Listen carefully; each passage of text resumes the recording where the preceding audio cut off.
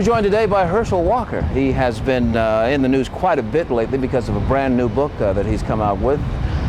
First of all, welcome, Hershel. Well, thank you. Thank you for having me here. You know, I think there's a couple reasons why people are so shocked by the book. Number one, of course, is the topic itself, because no one would expect that Hershel Walker had any kind of problems. I mean, your life seemed to be perfect. Yeah, I was rolling. I was in tall cotton. I didn't even expect I had a problem, and I realized I did, and I knew I needed to get help. And I tell everyone, it doesn't make you less of a man to go get help. They admit that you have a problem, and tell you what, I'm better. I feel good, and I'm happy. Now, I know that you have said that part of the reason you knew that you had some difficulties wasn't because of something that you knew, it was because your wife at the time had told you about some things that you did and you didn't remember doing. Yeah, exactly right. You know, I had some anger problem with her, and she told me some things that I was not aware of, things that I was doing, and, and I trust her. And that was so wild about it, because if she had not said anything, I would have thought it was always your fault. It's your fault, it's not me. You know, with the situation in the opening chapter in the book, the guy that didn't deliver my call on time, wasted my time, it's his fault. You know, even though it was not a big deal, but I was ready to go out and injure this guy. I was ready to go out and take care of business. And that's not me. That's not me. And I look back and I say, I just knew then I needed help. Now, another good fortune is the fact that you have always had a very strong spiritual relationship too. That's helped you through this? It did. When I first came out that I was having these anger problems, I went to a minister. And he betrayed my trust. And the second thing he did is he was going to do an exorcist. And I started laughing. Because I knew that there was some good things over here, but there was some bad things too. So God don't want to live over here in these bad things. So I walked out, and I walked away from his church. I didn't walk away from my faith, but I had Tony Evans. Tony Evans was a godsend. Oak Cliff Bible Fellowship? Yes, and he's a Hershel. He wasn't gonna let me get away. He said, Hershel, you ain't going nowhere. And he continued to keep my faith strong. And then I met Jerry Magazi, the doctor who diagnosed me with DID. And I thought he was crazy too. I started laughing at him because I'm thinking, I'm not civil. I'm thinking I'm not that three faces of Eve, all that junk. But then I realized after he started giving me symptoms of someone with DID, I realized like that is me. And I had to go out to California to see it for myself. So I went out there and spent a couple of days out there on an outpatient basis to see it for myself. And I realized that I had a problem, that I needed to get this problem taken care of. And I worked years on it. People never even knew it. And I started writing this book really with therapy for myself, until someone read it and they said, Hershel, you got to make this a book. And I said, yeah, I will, because God don't care about my football. He cares about what I've done for someone else, and that's the reason I did it.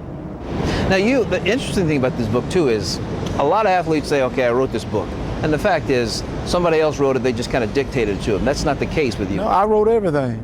And people that know me, that really know me, they know I write everything. I didn't have a computer where I'm sitting there doing this, because I didn't trust computers. I'm from the old school. I have tons of books. You can pick up my book that I carry on a plane with me. My bag probably weigh 100 pounds, because I have a lot of books in it. I write down everything, and I sit down, and for 3 years I was writing on this. And what's strange about the book, when people read it, I wrote the first chapter and the last chapter almost the same time. I wrote the beginning and the end of the book almost the same time, because I knew, because of my Lord Jesus, that was going to be a good outcome. Through my life, I flipped coins to make decisions, because my mother told me if your heart and mind is pure of Jesus, no matter what decision you make, it's going to be right. You come through some really tough times, and in each situation you have managed to find just the right person to help you through this. The Lord has blessed you with finding just the right kind of help from the right individual. Your ex-wife was the perfect wife to have at the time. She was, and Neil, I never throw anybody on the bus. People don't know who Neil is, but he's got a good woman. He's got a good lady. Neil is your ex-wife's new husband? Yes, her new husband. And I tell you what, and Cindy she was a godsend. And one thing I said makes me sad is she was there through it all with me. She suffered through it all with me. She fought with me the whole time. And when it came time for me to be there for her, I couldn't. And that's what was sad. I think that's what hurts me now more than anything, is that I could not be there for her. And I said, But God still say, you got to go on. You know, I'm glad Cindy is happy, and I pray that she continue to be happy because she's a good woman. She's a very good woman. Well, let's talk a little bit about you and some of the other things that you've been involved in, because I do know that even though we don't hear your name associated with actually being on the field running anymore, you've got quite a business. I do. I started this little food business about 11 years ago. You know, selling chicken, and now I'm probably one of the largest minority-owned chicken company in the United States. I sell a lot of chicken to Cisco all over the United States, all over in Canada, you know, also in Europe. I do my own manufacturing. I sell a little bit of pork and stuff, and I also created a bedspread drapery company. So I have a couple of companies that I've been blessed with, and that's what I tell people. You know, this is a guy that suffered DID, but I still created these companies. I still went out and played football. I still created a show. And you know, a couple of years ago, before my little boy was born, I created a toy. I created a toy called the Easy Walker, where it's this remote control car that you can put your child in and walk around the neighborhood controlling them in this remote control car. So that's the good things of DID. But then the bad side is the anger. So that's what I tell people is that, you know, it's not like I was just sitting there crying in my spilled milk. I was out working. I was out doing things. So I want to make sure I understand. So is it true that some of these other folks may have come up with a business, may have done these other things? That's exactly true. You know, I don't know how it was. And, you know, people say, when you were playing football, was it somebody else?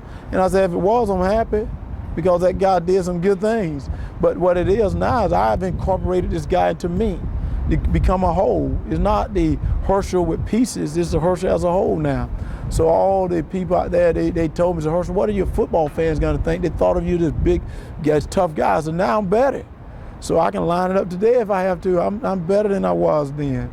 And I said, that's what I'm happy about. A man is a man that can admit that he has a problem. You think there's anybody else who plays professional sports maybe experiencing something similar? I think there's a lot, and that's the reason I wrote the book. I think there's a lot of people, not just in professional sports, and in an entertainment world, in average life. There's people that are suffering, that are embarrassed to come out. I think the wives are putting up with a lot, even the husbands may be putting up a lot. But I'm saying, guys, get help. There's no shame in your game to go out and get help, because it's only gonna make you better. So you mentioned the wives. It seems to me that, and I guess this is somewhat related subject, but the one constant and even the most difficult to live with athlete's life is a good wife.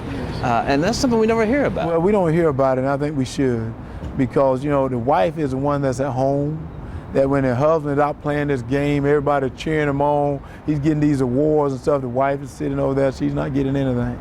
But she comes home and she's there cooking, she's there taking care of the kids. If you get traded, she's coming along, she's got to make the home, she's got to do the schools, and she's doing all those things that the husband don't have to do. He's been babied. You know, everyone is taking care of him, everyone got to make sure he's happy. And the wife is sitting there not taking anything, and yet she's still the one that's constant, she's there. Got a very special book, very special life. Well, I'm just hoping it'll help someone, and like I said, I've been blessed, I want to bless everyone else. You've had some people, you told me, that didn't respond as nicely as you'd like them to have responded. You know, there's always criticism out there, and there's people that have said some things, and I said, that's what makes America beautiful. Everyone is entitled to their opinion. But, you know, I said, you know, they got to realize in my life, as a man, I've been blessed. You know, I played football, but football was not Hershel. What football was, it was an opportunity for me to glorify my Lord's name. But in return, I got to help someone.